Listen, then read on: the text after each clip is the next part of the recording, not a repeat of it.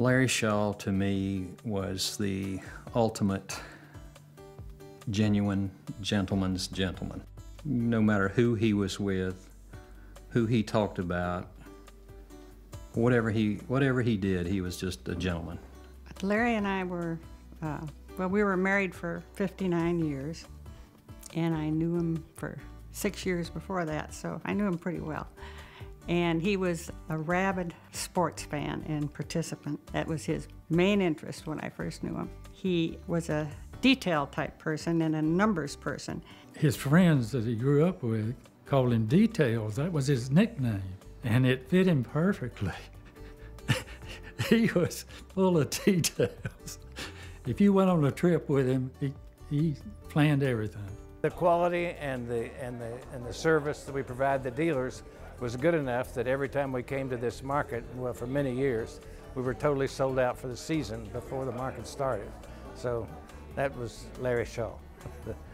Bill was a real salesman type, and Larry was a really detailed type person, and he could get the furniture out the back door if Bill could sell it, and Bill could sell it.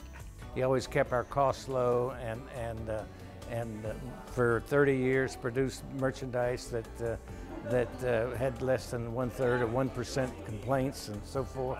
We had to ship things on time. Larry was something of an innovator, I think. He wasn't satisfied to just do the same old thing. Salesmen are always saying, you know, if you just reduce the price, you know, you get so much more volume and you'd make up additional profit on the volume. And Larry had this axiom of doing business. He says if you sell a product and you lose a little bit of money on every piece, and you sell a lot of pieces, you lose a lot of money. Larry had a wonderful, dry sense of humor. And when people caught on to that, they just loved it. Furniture markets are grueling, just wear you out type events. And every market he would do it in front of a crowd. He would say, "This is what I feel like at the end of market." He would take his shoes off and set his glasses on his shoes, and there was nothing left, if you can imagine what the picture is. Imagine a pair of shoes sitting there and a pair of glasses sitting on those shoes, and he says, "This is what's left of me after market." And we would do that every market for a different crowd, and everybody always rolled. It was so funny. When we went to the U.S. Opens, every once in a while, Larry would just go over near the woods and lay down and fall asleep. And so we were in Toledo, where Joe grew up, watching the Open, and Larry got tired and he went over and laid down beside a tee.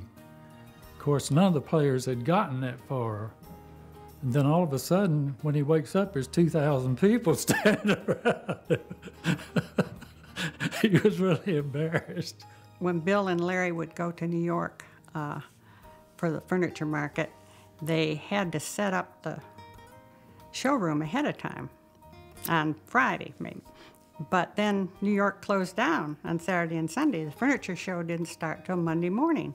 So they went up there and did that once or twice, and his wife, Ruth, and I found out about that. And we said, "Wait a minute, we'd like to go to New York with you." Our wives came to New York. We traveled. We took boat rides around Manhattan Island. We found out the best value in town was a Staten Island ferry for a nickel in those days, and we always had to check out all the best right away, the best restaurants, and our wives began to get charge accounts that Larry was getting at the office. The credit information requests from B. Altman Company and Lord and Taylor, Bloomingdale's, and so forth. And those were great times. He and Bill were a good team. They were funny. Bill was very funny, still is. And it was good to be around him. He was kind of the guy that would call a spade, and was very detailed thinking. kind of a guy. And when we would take psychological tests while we were on the opposite ends of the spectrum, which made us, in a way, a good partner. You know, he often said that he was proud of the fact that he employed people and gave them a living, and he loved to mentor people. He took a lot of young people right out of high school to work in his office, and they stayed with him, and he watched them grow. I think about Larry Shaw just about every day, the honest truth. The words "opportunities abound" in this economic environment. There's a lot of us who are struggling trying to find answers, and every day I remind myself that there's opportunities abound. So I would say that he never looked at negatives. He always thought positive and tried to share that with the rest of us.